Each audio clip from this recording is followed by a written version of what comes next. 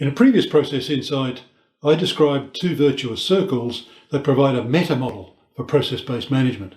They show how we first choose the right process to improve, then we improve it, and then we prove that we've improved it. And repeat. We choose, we improve, we prove. We spoke about getting the circles to turn. But nobody wants to invest in a costly, labour-intensive management effort, a new and parallel management structure. Can we keep it real and practical? Can we control costs and risks? Could we make it self-funding? Yes, yes, and yes. We can do all of that and more.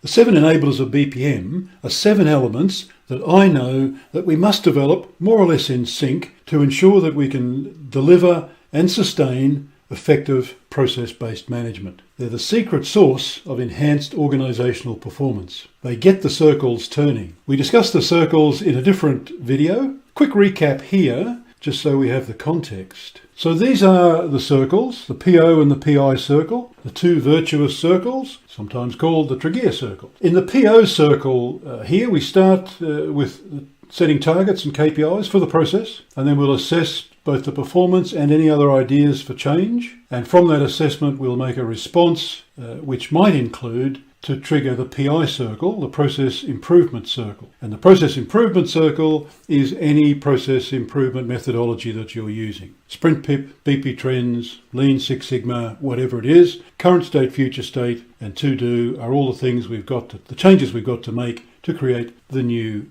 current state, the new as is, which of course is the purpose of process improvement. So we make those changes, and the PO, the process ownership circle, is still turning, so we'll know what impact they had, because we'll be able to assess that performance. So in the PO circle, we decide which processes we should improve, and that's a fundamental and first decision, isn't it? If we're working on the wrong process, we can't get the best outcome. So which process should we work on and why? And then the PI circle takes the detail of the analysis, makes the recommendations, makes the changes, and then our PO circle is still there, keeping an eye on performance and letting us know what happened. So that's the PO and PI circle, the two virtuous circles. So we talk about getting the circles turning, but how do we do that? Well, the 7Enablers of BPM help us to get the circles turning. Now, we won't have time to go through all the details of all of this in this video, but there's lots of material available on my website.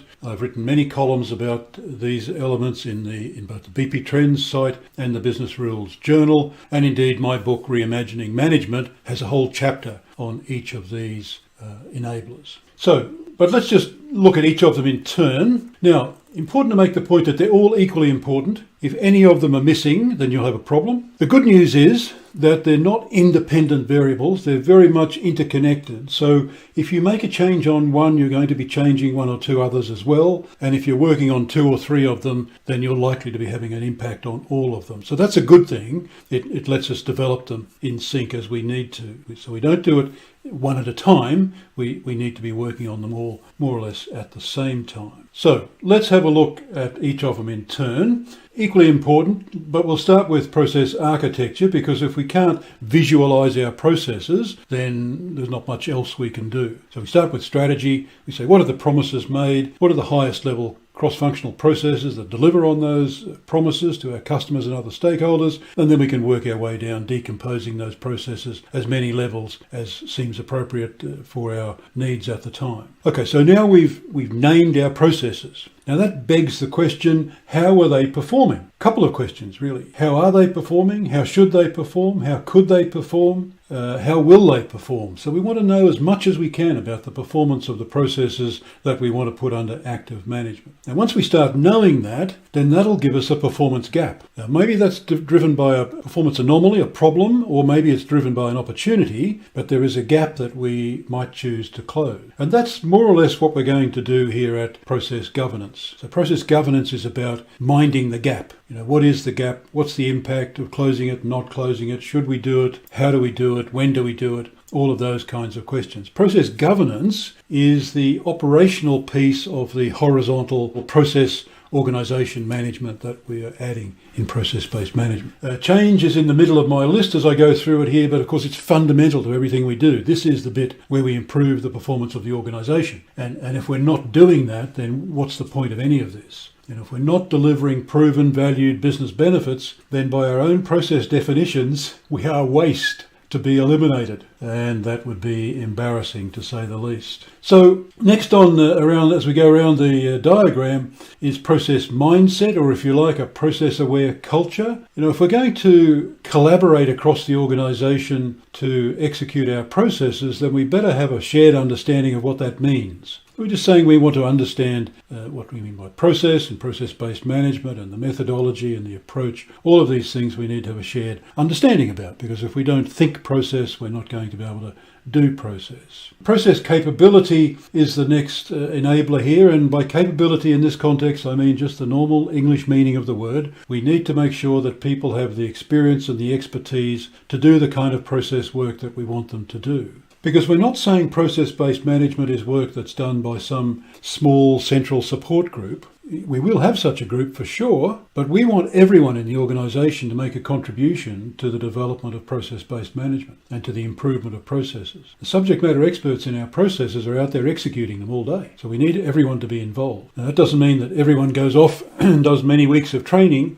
Some people will do some training, of course. Some people need to be able to create process models, for example. But other people just need to be able to read them. Some people need to be able to facilitate a process improvement project, but others just need to be able to participate. So there's a whole range of different things that we need, different levels of experience and expertise we need to give to different cohorts in our organisation. So that's what capability is all about. If we say we want people to participate, then we want to make sure that we give them every chance to do that. Process support is that central group, and that's important, but I think it's a big mistake to think they're going to do all of the work, because if we do, then they become the bottleneck. They become the Office for the Prevention of Process Improvement. That's not what we started out to do. I think that central group, the BPM Centre of Excellence, Centre of Expertise, whatever it's called, the Operational Excellence Group, whatever you might want to call that group, I think their main role is to raise the capability of the rest of the organisation. Sure, they'll always have some residual central role. They are the people who do quality oversight. They maintain the methodology. At the end of the day, they're the people who ensure that it's all still working as it should,